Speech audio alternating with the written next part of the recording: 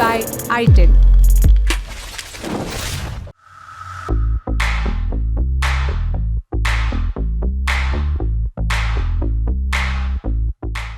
एक बार फिर दिल्ली में जम रहा है सेहत अड्डा 29 अगस्त सुबह 11 बजे से। अगर आप भी बनना चाहते हैं सेहत अड्डा का हिस्सा तो डिस्क्रिप्शन पर दिए लिंक या हमारी वेबसाइट पे जाइए और वहां बने बैनर पर कीजिए क्लिक। रहिए हेल्दी। और इस सूचना के साथ शुरू करते हैं आज का शो।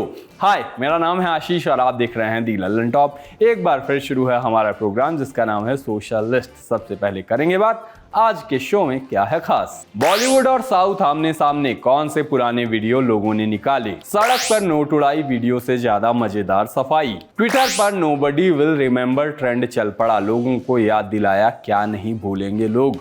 और पिक ऑफ द डे में सीखिए कि कितनी सीधी बात कहनी चाहिए। पूरा देश इन दिनों एक ही मुद्दे पर भिड़ा पड़ा है। 6 दिन पहले संदेश के चैनल पर अरशद वारसी का एक इंटरव्यू आया था। उस इंटरव्यू में अरशद वारसी ने कहा था कि कल की फिल्म में प्रभास के कैरेक्टर को जोकर जैसा बना दिया था। मेकर्स की बात वो कर रहे थे, एक्टर की नहीं कर रहे थे, ये याद रखा जाए।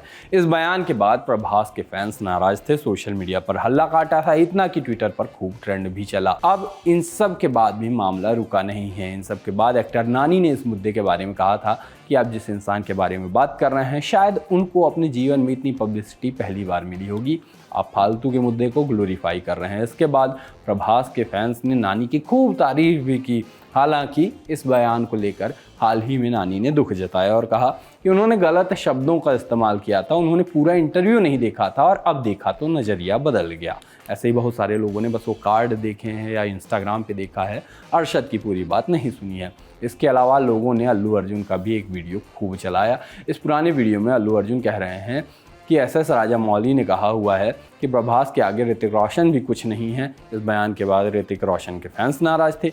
इन सब चीज़ों के चलते आज ट्विटर पर हैशटैग कल की 2898 AD प्रभास ट्रेंड करते रहे। एक्टर और डायरेक्टर ऋषभ शेट्टी, जिन्होंने कांतारा भी डायरेक्ट की है, उनका एक वीडियो भी चला। इस वीडियो में ऋषभ कह रहे थे कि भारतीय फिल्में खासकर बॉलीवुड भारत को खराब रोशनी में दिखाती हैं, आर्ट फिल्म्स के रूप में प्रचारित की जाती हैं, ग्लोबल इवेंट में इनवाइट की जाती हैं। मेरा देश, मेरा राज्य, मेरी भाषा, मेरा गौरव, क्यों ना इसे एक पॉजिटिव नोट में ग्लोबली पेश किया जाए और यही मैं करने की कोशिश करता हूँ। इस ट्वीट को भी रीट्वीट करके साउथ और बॉलीवुड के बीच रेखा खींची गई। ऋतिक रोशन की फिल्म का एक सीन लगाकर मजाकिया रूप में लिखा गया कि तब उठा देना जब साउथ इसका 10% भी अचीव कर ले। यहाँ पर यूजर ने साउथवुड लिखा था।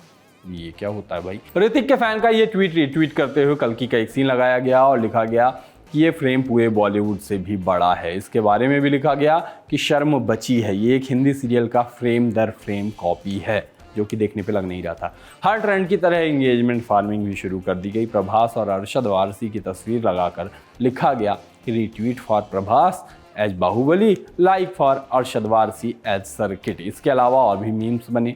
लोगों ने अपने पसंदीदा एक्टर को डिफेंड करने के लिए हदें भी पार की। इस पूरी डिबेट में मिसिंग था तो बस लॉजिक, बाकी बातों के बारे में क्या ही कहोगे आप जान के, मतलब तो है नहीं कुछ। User name power Harsha, Insta का पता इट्स मी पावर, हैदराबाद का इन्फ्लुएंसर था। जाने किसको इन्फ्लुएंस करते हैं ये लोग, एक अदद वायरल की तलाश में जाने क्या क्या करते हैं। ऐसा ही कुछ इसने किया। 20 सड़क पर हवा में नोट उड़ाने का चस्का चढ़ा था उनको। पैसे उड़ाए जाते, चलती सड़क पर भीड़ आती और पैसे लूटने लगती। जनता की सुरक्षा की, ट्रैफिक के नियमों की ऐसी की तैसी, क्योंकि वो इन्फ्लुएंसर है, वो कुछ भी कर सकता है।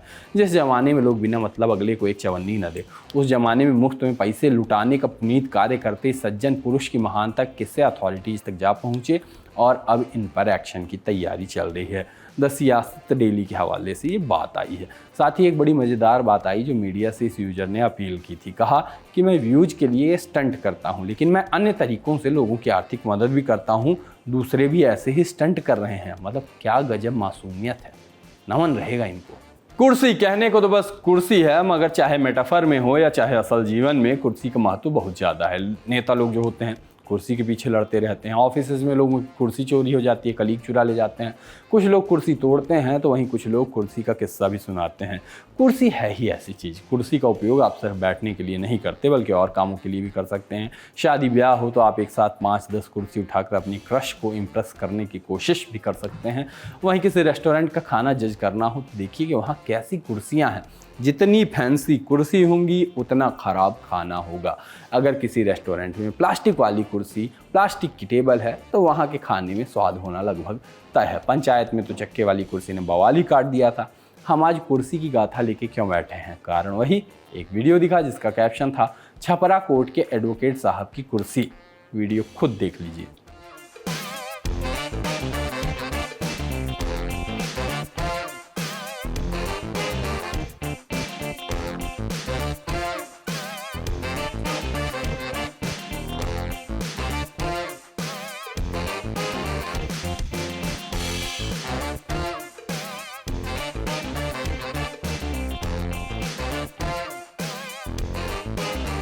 पिछले साल पूरी दुनिया की डिक्शनरी अपडेट हुई और एक शब्द जुड़ गया। शब्द था एआई, माने आर्टिफिशियल इंटेलिजेंस। ऐसा नहीं है कि पिछले साल के पहले ये शब्द नहीं था, लेकिन इस्तेमाल खूब हुआ एआई शब्द पिछले साल।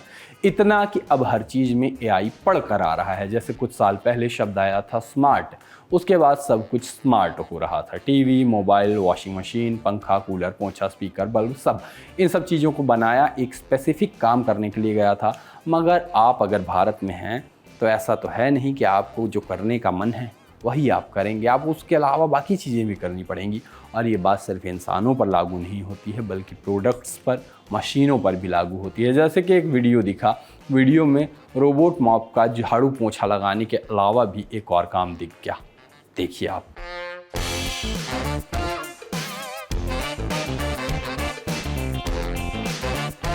बस बुद्धि का इतना बेहतरीन उपयोग देखकर लोग तारीफों के पुल बांधने लगे। एक यूजर ने लिखा कि चीन के लोग गैजेट बनाते हैं, भारत के लोग उनको इस्तेमाल करना सिखाते हैं। कहा गया कि इसीलिए टेस्ला इंडिया नहीं आ रहा है। भारतीय माँओं की तारीफ में लिखा गया कि इंडियन मॉम्स ऑलवेज यूनिक। कहा गया कि इनक्रेडिबल इंडिया बिगिनर्स के लिए तो पक्का नहीं है। यह भी लिखा गया कि इसकी शक्तियों का बेहतर इस्तेमाल हो रहा है। मशीन के लिए लिखा गया कि पहले ये एक क्लीनिंग मशीन थी, अब ये एक प्यूरिफिकेशन मशीन है। काफ़ी दिनों बाद ट्विटर यूजफुल हुआ। एक तो जब से उसका नाम बदला है वो प्लेटफॉर्म लड़ाई झगड़े और सॉफ्ट पॉर्न का अड्डा बन चुका है। कल किसी ने कमेंट किया था कि आप एक्स क्यों नहीं कहते हो, आप ट्विटर क्यों कहते हो। बात यह है कि इलॉन मस्क ने उसका नाम एक्स रखा है, मैं ट्विटर कहता हूँ, आप समझ जाते हो। मैं इलॉन मस्क की कैटेगरी में नहीं जाना चाहता, मैं ट्विटर ही कहूँगा जब तक कि मुझ पर कोई कानूनी कार्रवाई नहीं कर देता, और इसके लिए कोई कानूनी कार्रवाई नहीं करेगा। आपको समझ आ रहा है? ट्विटर ना ट्विटर ही है, क्योंकि वहाँ ट्वीट किया जाता है, वो ट्विटर ही था हमेशा से। खैर, वहाँ जाना उतना ही बेवजह होता है अब जितना इस शो में स्लग्स, जितना मेरे लिए सेविंग्स वाली रील्स, या फिर वो कि अपना जीमेल कैसे खाली करें 20 सेकंड में वाली रील जो मैं इतनी बार सेव करता हूँ और कभी नहीं देख पाता, और मेरा जीमेल उतना ही भरा है, और जितना दोस्तों के दिए गए मूवी रिकमेंडेशन, इन सब का कोई काम नहीं है। लेकिन कभी कभी कुछ अच्छा ट्विटर से भी आ जाता है। एक ट्रेंड, मोटिवेशन का चोला उड़कर आया, ये ट्रेंड मज़ेदार था। ऊपर का टेक्स्ट था कि कोई याद नहीं रखेगा आपकी सैलरी, आप कितने व्यस्त थे, आपने कितने घंटे काम किया, मगर लोग क्या याद रखेंगे। आमतौर पर यहाँ मोटिवेट करने वाली कोई बात रहती है, मगर लोगों ने उसको बदल ही दिया। कहा गया कि लोग आपकी सैलरी, आपकी व्यस्तता और आपके काम के घंटे नहीं याद रखेंगे, लोगों को याद रहेगा mitochondria is the powerhouse of the cell.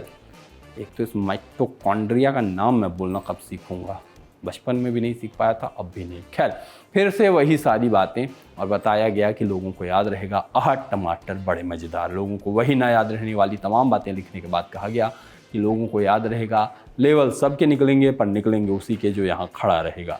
इस तरह के ट्वीट करने वालों का मजाक भी बनाया गया, और ट्वीट आया कि किसी को याद नहीं रहेगा, आपके किसी को याद नहीं रहेगा वाला ट्वीट दिल्ली पुलिस ने भी स्टैंड पर एक ट्वीट कर दिया, और लोगों से लिखा और लोगों को बताया कि लोगों को याद नहीं रहेगा कि आप कौन सी कार या बाइक चलाते हैं, आपकी टॉप स्पीड क्या है, या आप कितने हैवी ड्राइवर हैं।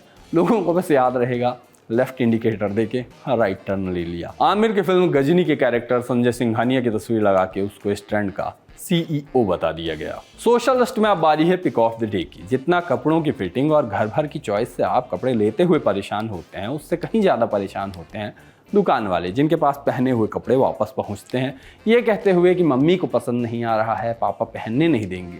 बहाने ऐसे होते हैं कि दुकान वाले भी धर्म संकट में फंस जाते हैं। लेकिन एक होशियार व्यक्ति ने अभी बीते दिनों मुझसे कहा कि उनसे किसी होशियार व्यक्ति ने कहा था कि धर्म संकट की स्थिति में हमेशा धर्म को चुनना चाहिए, और दुकान वालों का धर्म है कि जो कपड़े बिकें वो लौट के वापस दुकान ना आए। आगरा में clothes junction by Shubhi Jain नाम के प्रतिष्ठान में इस बात का तोड़ लगा दिया गया। लिख दिया गया, मम्मी को पसंद नहीं आया, पापा पहनने नहीं दे रहे, किसी भी कारणवश चेंज नहीं होगा।